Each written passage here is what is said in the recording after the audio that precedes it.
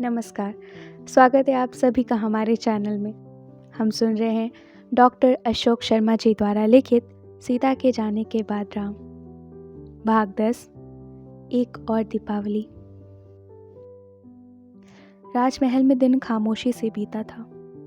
लक्ष्मी पूजन हो चुका था, किंतु लगता था जैसे बस रस्म अदा की गई है, कहीं कोई उत्साह नहीं था। लक्ष्मी पूजन के बाद कुछ देर तक सब लोग साथ साथ बैठे रहे। फिर राम उठकर खड़े हुए तो अन्य लोग भी उठकर खड़े हो गए। राम वहां से चलकर महल से बाहर आए। लक्ष्मण उनके पीछे ही थे। उन्होंने पूछा, कहीं चलना है क्या? हाँ, सीता के विश्राम स्थल तक। विश्राम स्थल? लक्ष्मण उस स्थान के लिए प्राण स्थल शब्द ही सुनते आए थे, किंतु आज राम के मुख से विश्राम स्थल शब्द सुनकर वे कुछ चौंके। हाँ, सीता ने अपने जीवन का अंतिम विश्राम वही तो किया होगा, राम ने कहा। हाँ, कहकर लक्ष्मण चुप हो गए। और फिर मृत्यु भी जीवन का विश्राम स्थल ही तो है, राम ने कहा। सीता की मृत्यु के बाद से लक्ष्मण ने सीने में अजीब घुटन सी अनुभव की। उन्होंने अपने होंठ दबाए। उनके नेत्र भीग उठे। राम ने देखा तो बोले, लक्ष्मण, मैं तुम्हारी आंखें भीगी हुई देख रहा हूं, पर सोचो, सीता का शरीर अवश्य हमारे बीच में नहीं है, किंतु वे अमर हैं। उन्हें कोई नहीं मार सकता। लक्ष्मण चुपचाप सुन रहे थे। राम की बात समाप्त होने पर भी कुछ बोले नहीं। राम ने फिर कहा, सीता का व्यक्तित्व बहुत विराट था और मन बहुत कोमल।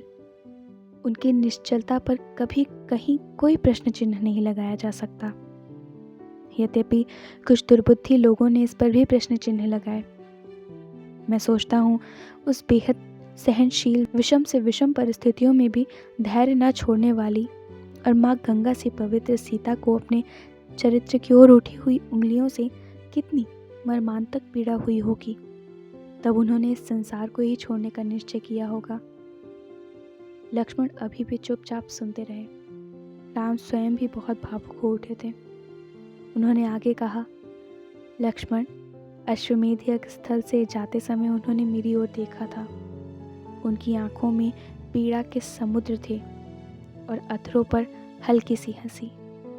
आंखों की बात मैं समझ सकता हूँ, किंतु सोचता हूँ कि उनका दर्द कितना गहरा रहा होगा जब अधरों पर हंसी आई होगी। कहकर राम चुप हुए। लगा जैसे वे कहीं खो गए हैं। यह भी हो सकता है लक्ष्मण कि मैं टूट न जाऊं, इसलिए अपनी आंखों के आंसू रोककर वे अधरों पर जबरदस्ती मुस्कान लाकर उन्होंने मेरी ओर देखा हो, किंतु उनके चेहरे पर तैरती पीड़ा छिप नहीं सकी थी। वे आंखें और वे अधर मैं कभी भूल नहीं सकूंगा, राम ने कहा, और एक गहरी सांस लेकर वे चुप हो गए। कभी कभी कोई जीवन बस समायोजनों की निरंतरता बनाकर रह जाता है, उन्होंने फिर कहा।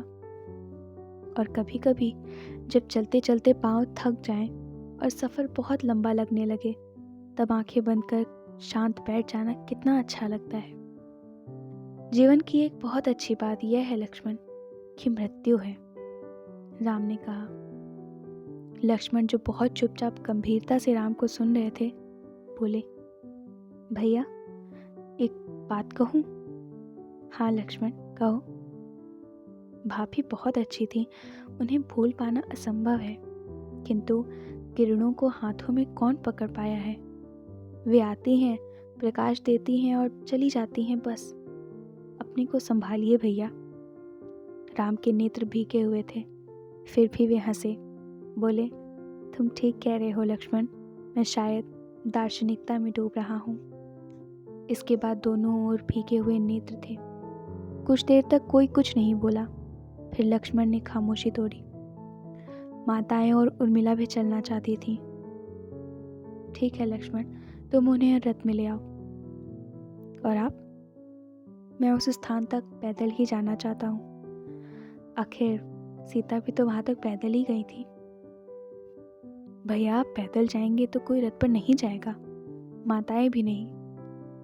किंतु वे इतनी दूर उस रास्ते पर पैदल चल सकेंगी क्या?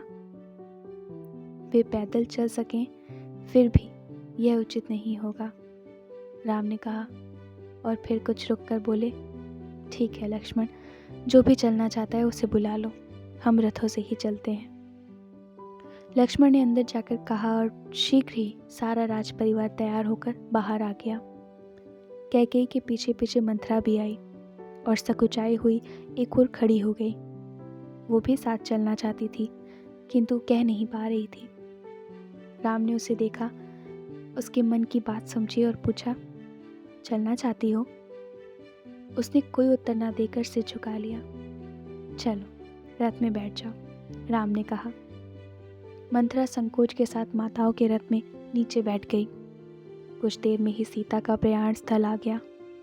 सभी लोग रथ से उतरे और उस वृक्ष के पास जाकर प्रणाम करके खड़े हो गए। कैकेयी ने वहां दीप जलाकर रखा और अन्य लोगों ने फूल चढ़ाकर उन्हें अपनी श्रद्धांजलि दी। लव और कुश उस भूमि को नमन करने के बाद वहीं बैठ गए। यहाँ बैठकर मुझे ऐसा लगता है जैसे हम माँ की गोद में बैठे हैं, लव ने कहा। मुझे भी ऐसा ही लगता है लव, कुश ने उत्तर दिया। अमावस की रात के अंधकार में वहाँ जलते हुए दीपों का झिलमिलाता प्रकाश, वहाँ चढ़े हुए बहुत से फूलों की सुगंध और किसी प्रभामंडल का आभास, कुल मिलाकर वहाँ होना पवित्रता में डूबने जैसा लग रहा था। सभी कुछ देर तक वहाँ उस पवित्रता के अनुभव में डूबे से खड़े रहे। किसी का भी मन वहाँ से वापस होने का नहीं था, किंतु आने वालों का तांता सा लगा था और भीड़ बढ़ती जा रही थी। अतः उन्होंने वापस लौटने का निर्णय लिया तो लव और कुश ने पुनः भूमि पर सिर रखा, वहाँ की मिट्टी मस्तक पर लगाई और खड़े हो गए। इसके बाद सभी वापस हो लिए।